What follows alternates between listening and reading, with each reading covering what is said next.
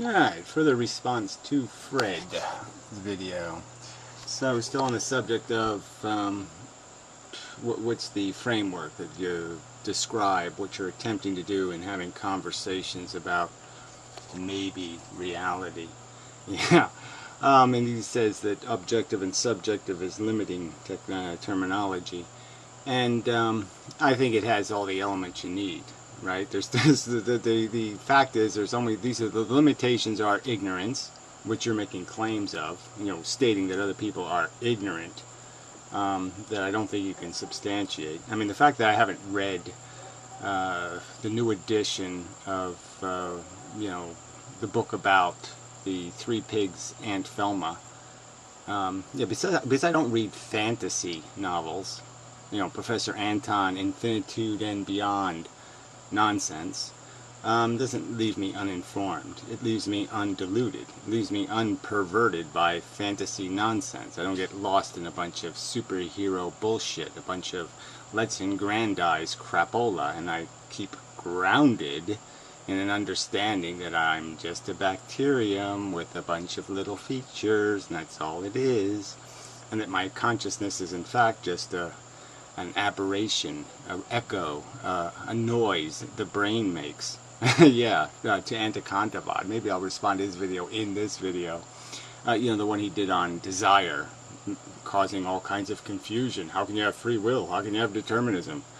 Yeah, well, desire is a subconscious mechanism in its structure and its form.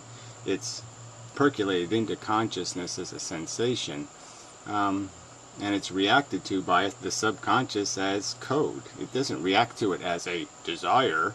It reacts to it as a known syndrome of, what it is. The fact is that the fact that we actually feel is just noise the engine brain makes. The brain could do it without the noise, theoretically.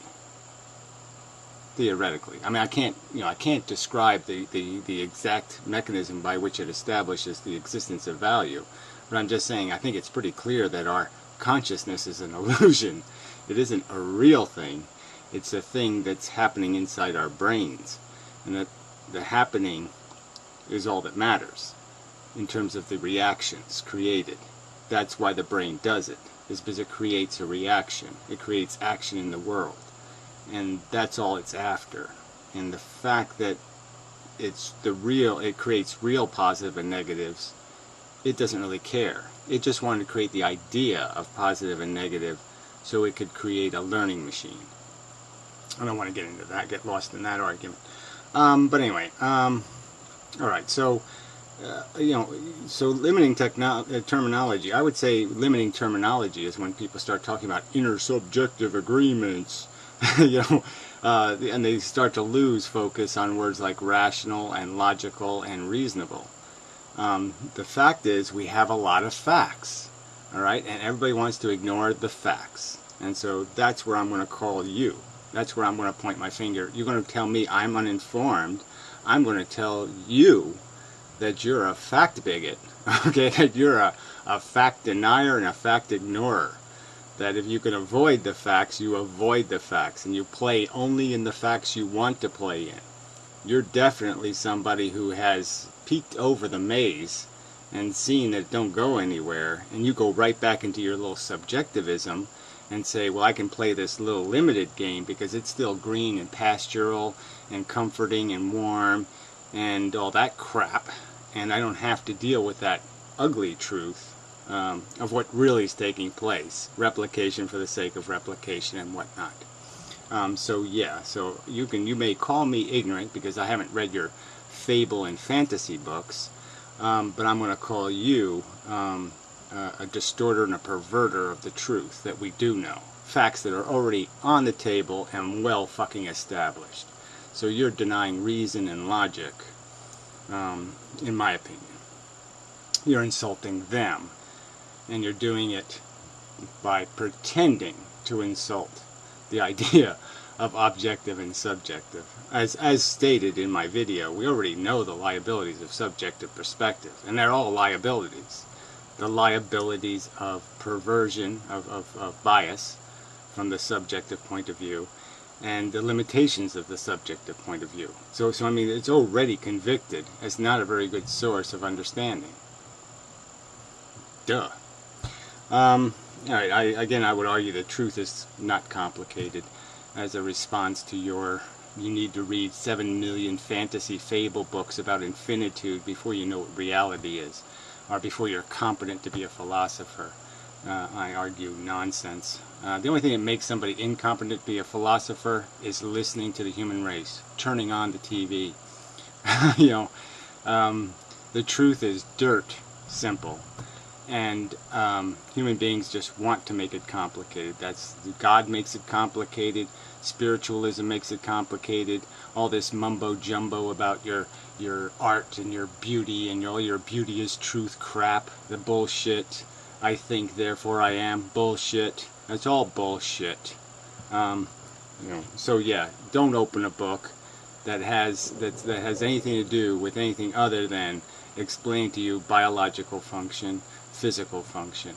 The truth has been revealed through those sciences, and you don't need these silly human interpretations, which are just perversions from subjective perspectives. Okay. Yeah. Let's see. Oh dear, I have to read my notes, which is always dangerous. Tunes and tune if undo I find nonsensical. I think I was saying something in there about you've made tons and tons and tons of videos. And yeah, I've pointed out how, what are you saying, Fred? What the fuck is that crap? What does that mean, Fred? Yeah, so yeah, none of that stuff means anything. It's gobbledygook, okay? Mumbo jumbo. So yeah, you want to say that that's a counter-argument? Fine. I found it incomprehensible. You might as well be talking it in Japanese, because infinitude. Yeah, no, sorry. These are this nonsense. You know, even the word, the terminology you use all the time. What the hell is it? Embodied. Yeah, right. What are you talking about? Mind versus brain. Alright, so then at this point in the video, I'll play the end of the video. He's talking about some other guy he was arguing with, and the fact that, so the guy uses words like fundamental, central, and necessary, or something like that. And Fred is pointing out how, oh, well, these metaphors create the. Yeah, that's our language. Our language is language for dummies. Okay, that's the language we're stuck with. It's language, it's vocabulary for dummies.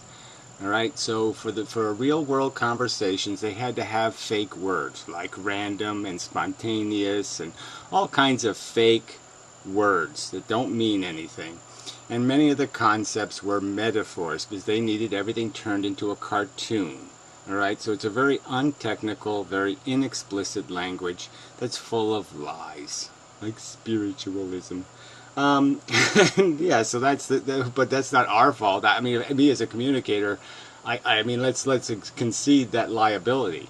I often say the word I blah blah blah, and you know, when I'm saying that, I'm really saying my brain, you know. So again, we have all these little flaws in language. I even use the word spontaneous and the word random now and then. I mean, flags do fly up now, so it doesn't happen as often, because I say, wait a minute, that's not a word really, it's just something made up, like probability, like a lot of things. People just made this crap up because they don't want to admit what it really means, which is we have errors in our understanding, but we know where the solid understanding is.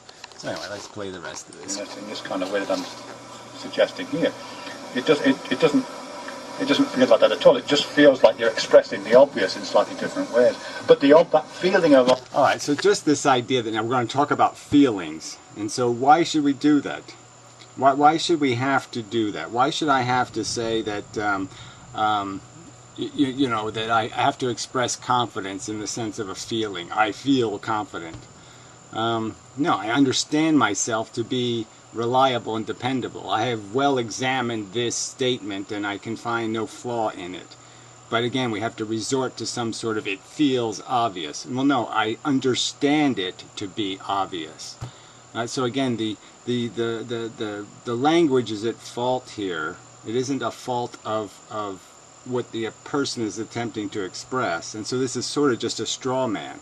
I mean, to pretend that the person making the statement is saying it in the metaphor and not just using the metaphor, I mean, you're just not conceding. You're just saying, I'm going to apply the metaphor to what he's saying, and you're being technically explicit about the metaphor and not recognizing that the only reason why the metaphor exists is because the technical explicit language isn't humanly useful. It isn't common language.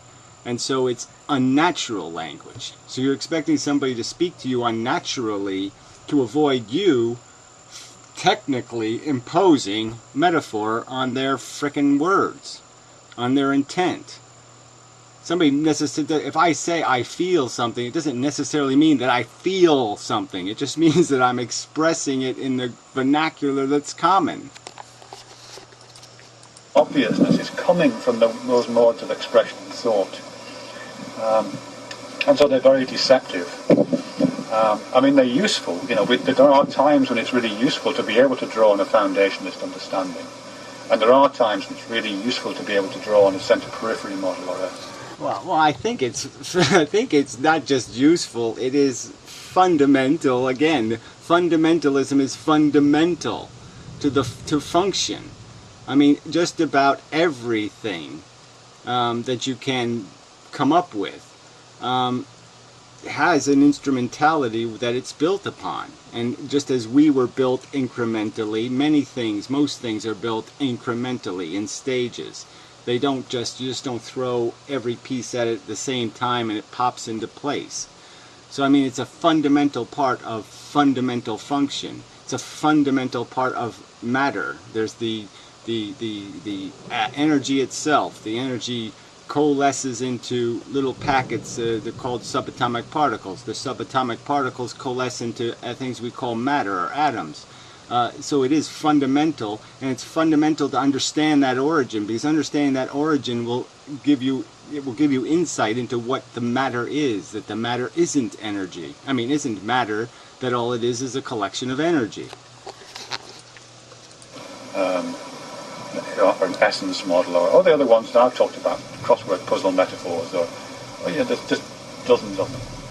Know your art's boat, it's this idea of a ship that you're endlessly rebuilding. There's lots of different models to do it, but the model isn't the reality. The menu is. Yeah, well, I'm sorry, I don't even understand your models, okay? Because your examples, yeah, it escapes me how that metaphor applies to anything real or anything substantively meaningful, like any discussion that really matters. If there's any discussion that really matters, it's going to have to do with our origins and how we developed, and that certainly was incremental and based on foundations of function and purpose, survival, for example, at any cost.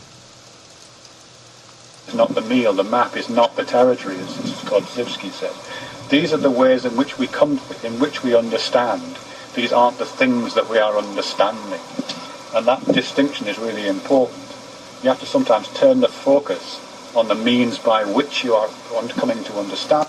Yeah, well, that's only valid if you have some counter-argument to present. So if you're going to make some counterpoint, this is why it's necessary, but you're going to have to show me why it's necessary. You're going to show me how this works. To say that, yeah, I have this secret weapon, but it's never applicable, well, what's the point? So unless you have a counter statement, so what's the new contextualization of replicating molecule on planet Earth? What added statement are you going to make with all your metaphorical bibble babble to change the basic dynamic? What are you going to add to that fact in and of itself as a fact? Something, and applying terms like objective subjective is one of those means by which we come to an understanding. It's not the understanding itself. Well, again, says you. I mean, I can't. What do you want me to do? How? So no umpire is an umpire. No umpire can understand the principles of being an umpire. I mean, it is the mechanics. It is a thing accomplished. You either do it successfully or you don't do it. Okay? To be objective, what you need is to not have a bias and to somehow have informed understanding, a good enough perspective, a viewpoint that justifies conclusion drawing. So if I rise above a maze that has rats in it, for that context, for the purpose of that evaluation, I probably have access to all I need to know. Okay, rats go in, they have a function, and rats go out. And I can observe what needs to be observed and draw conclusions about rats in mazes. Yeah, I mean, maybe it's not a wide enough context to say why is the rat maze on the table in the laboratory in the first place, but that would just be widening the objectivity.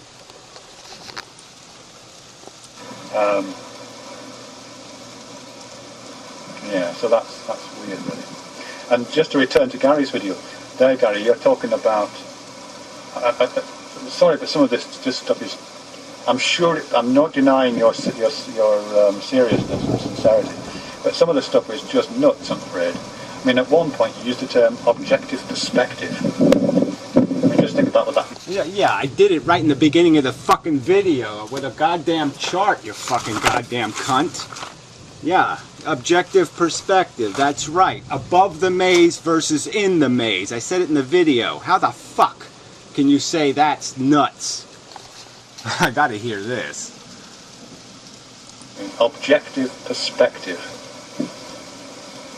You know, if you've got any kind of a sense of what you're saying, that should have the same significance as the smell of burning rubber does to an electrician. Objective perspective. That's an oxymoron. It makes no sense. Oh, right. So it's not an objective perspective. If I'm a rat and I climb out of if I'm a human being and I'm captured by aliens and they put me inside of a gigantic maze with gigantic walls, and all there is maze behavior, there's Tyrannosaurus, there's all kinds of things, and I'm obligated to play in the maze, and I climb out of the maze, and I see the maze, and I see what's going on. Are you saying that's not now an advanced, an objective perspective, a perspective outside of the maze game? God damn, I can't believe this bullshit. I mean, this is just so silly. But this is the key of it, right? I mean, he watched my video and somehow he didn't get that there was two major components I repeated like 3 or 4 times. Right? That there's 2 elements that corrupt our perception. Bias, prejudice, okay, I desire, I want, okay, blinds me maybe what 2 other people need or what other people care about. And the second one, bribery, essentially. I'm getting bribed or seduced out of my fair and rational judgment, or ignorance. And those are the 2 components of subjectivity. In the maze is subjectivity. In the maze is blind. Above the maze is an advanced and now objective perspective. You can see the game. Fuck. You're now capable of umpiring. Hence, you can't have an objective perspective. That's perspectives use visual metaphors of viewpoints and worldviews. And objective denies that, so it's just nuts, I'm afraid. Sorry. Oh, whatever. It's nuts. Okay, well, yours is whatever, gay and weak and feeble and faggoty, and foolish and mushy and rubbish. Yeah, there's the word for it. You can call my philosophy nuts, and I'll call your philosophy rubbish. And you also do this thing where you consign other ways of knowing to, or other structures of knowing. You've probably already done it with this video so far, as being kind of poetics, I think you call it, poetry, which is fine. I have no problem with that word. But you do that just after you've drawn a picture of a race course and said that accurately depicts reality. You know, you've constructed a metaphor of knowledge like a race course with the horses and the jockey. Okay, so look, I used the race course on purpose because there's a common phrase used called a horse in the race, right? I don't have a horse in the race, okay? And so that's what I used it for, because I was explaining the biased element of subjectivity. And that often if we have a horse in the race, like my child is now going on the roller coaster, and all of a sudden I'm going to be concerned about the safety of the roller coaster, where a week ago when other kids were going on the roller coaster I didn't give a fuck. And the owners and the people in the stand and the horses themselves, all having different kinds of perspectives on this experience, and then you create some kind of divine figure overseeing the whole damn thing. Yeah, divine. So where did I imply that you need any divinity or that it's some sort of magical thing? Not at all. You can just, through rational, using our brain, our modeling brain, okay, you can take the parts of a car. Let's say you see the wheels, you see, I can take a car apart and throw the parts on the ground, and you can assemble it. You can say, okay, I understand round, I understand rubber. You can draw conclusions about the functionality of the different, what it's likely the different pieces might be functioning as, based on their form. And you can do the same thing in understanding the mechanisms of other things. You can Freud it, okay? You can analyze the motivations and impetuses and the origins of its function. You can see the bugle player, and you can say, okay, it's there for aesthetics, to give everybody a nice, good little raw feeling going into the big race, you know, to build up the tension. You can dissect the elements. Every element can be dissected and understood from an objective perspective. You claim as represents objectivity, kind of reinventing God, by the way.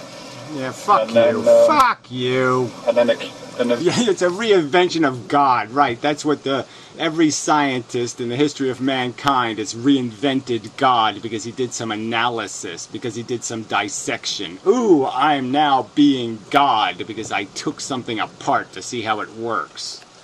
Fail.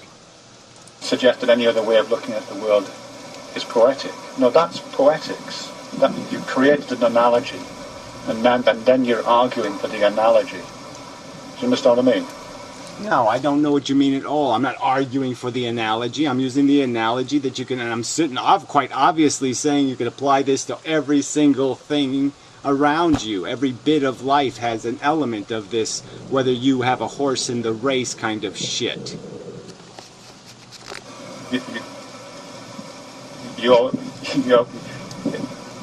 It's model-dependent reality, and there is you draw the model. And quite frankly, it's a very... Yeah, model-dependent reality, right? That's really bad. That's God playing, and he's going to say it's rubbish. He's going to say modeling reality is rubbish. That's right, and he's saying it clearly just because he knows the truth. The actual model will reveal the snake eating its own ass bullshit. And he wants to play a different game. He doesn't want to play the game that's revealed through analyzing facts and building a model out of the facts. We have tons of facts. We can build one hell of a model. He doesn't like what the model says, and so therefore he's going to go backward and say, let's pretend we didn't see that. Limited model. And there are far better models out there. Like you what? Spend more time getting. Yeah, like what? Infinitude. Bullshit. Lies. Go ahead. Propagandize some more. Information. You would have a more informed set of ideas to bring to the table. Yeah, what? What table? The table of liars and fakers and frauds. Oh my. Fabulists, liars, contrivers, spiritual nonsense. Why don't you go find a table and you can talk about your totem poles and your boogeyman and Sasquatch and whatever, chemtrails and whatever other kind of lie and bullshit that satisfies you. But yeah, no, don't, yeah. Take my non-present. You can put a little thing on the table with my name on it, but yeah, I'm not showing up for that conversation. As opposed to just sincerity and a bit of gift to the gab. What a pile of crock of shit. So yeah, so this objective subject, it's very limited in use is where I'm going with it. And yes. Yeah, the more interesting point to it would be to take it a step further, right? I mean, you know, because ultimately, right, you're after some sort of ultimate conclusions, you know, the absolute truth. the rationally some sort of rational obligation. What's the rational obligation based on the facts that we've acquired? You know, objective, subjective, take that out of the question. Let's just say, what does the balance of the evidence indicate? Is there any reasonable other conclusions? These kind of questions are valid questions. You can use it to produce the feeling of being right. And yes, you can use it to produce the feeling of being certain. And if you're talking to people who aren't... Well, again, so you think this is a polite video when you imply that I'm saying it and I'm getting off on some sort of perception of being right. And that's all that I'm after, some personal perception of being right. I mean, it's just so obnoxiously rude. And you think you get away with that shit. Fuck you. You know, thinking properly, who are easily convinced, then you can convince people they're right. And that's what the Christians do. Again, another accusation. So the philosophy couldn't be more distant from any of the fable religions of the past, or even the present. It couldn't be more distant by every single rational measure, and yet you will throw this slander. Amazing. And that's coming from somebody who vaguely talks about his magical other sources of knowledge and wisdom. The boat goes into the blah blah blah blah blah fog of the blah blah blah blah blah blah blah blah blah mumbo jumbo. The fundamentalist Christians who endlessly talk about objective reality. It's exactly the same language, it's the same models that are being mobilized. Oh, the same models, right. Their model is a dogmatic God. Of course they have absolute truth because God has absolute truth. So yes, if you're going to accept the premise that a God exists, yes, God is absolutely knowledgeable. Duh. I mean, whatever, asshole. You want to sit there and say that's what I'm preaching or that's what I'm talking about? Then go ahead, but you're just a lying, slandering cunt for doing it, okay? I mean, I only found every fucking conversation by saying, let's go back to the basics, okay? We're a replicating molecule. Our brain exists because it's a tool. We have a psychology. I mean, where's the dogma or the religion in that? Oh, that's right. It doesn't exist. You're just a slanderer. Liar. And rubbish-talking pig they'll shit. find audiences for people who are easily made to feel certain if the right models are... Easily made to feel certain. Again, it's just this impugn other people's philosophy. You're certain there's uncertainty. When will your uncertainty clear? Will there ever be a time in the whole evolution of the human being that you could ever imagine that human beings will ever give up on their uncertainty? How high do I have to make the towers of knowledge about our biological origins and the cold, hard physics of our reality? How high do those towers have to get before you'll concede they're high enough? We don't have to keep piling more bricks on them. The conclusions are there. They're drawn. There is no unicorn. How far do we have to go before you'll concede there's no unicorn? There's no multiverse. There's no magical other dimension for us to go make a phone call to. Oh, that's right, never. Because that's what you live for. That's your fucking religion. That's what you're clinging to. You goddamn hypocrite. Duplicitous hypocrite. How dare you call somebody else religious when you're the one holding out for the magical fantasy world? Put in front of them the right race course is described to them. That's the same thing. But, you know, we should be past that, really. I agree. I think, in my squatting spot in the rocks. Yeah, so anyway. Yeah, you wonder why we can't get along. Oh, yeah. Amazing.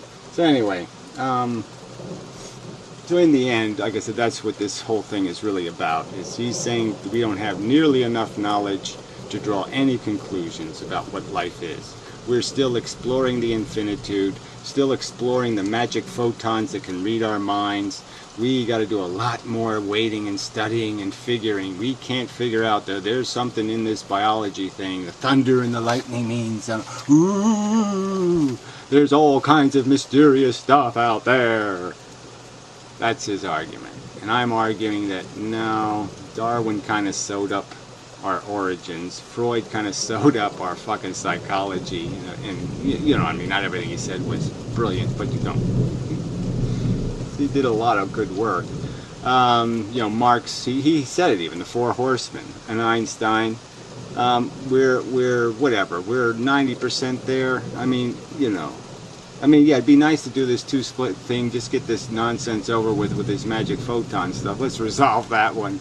And these magical beliefs in the special beyond speed of light communication crap and all this other little mishmash. It'd be nice to clear that shit up. But we know what we are.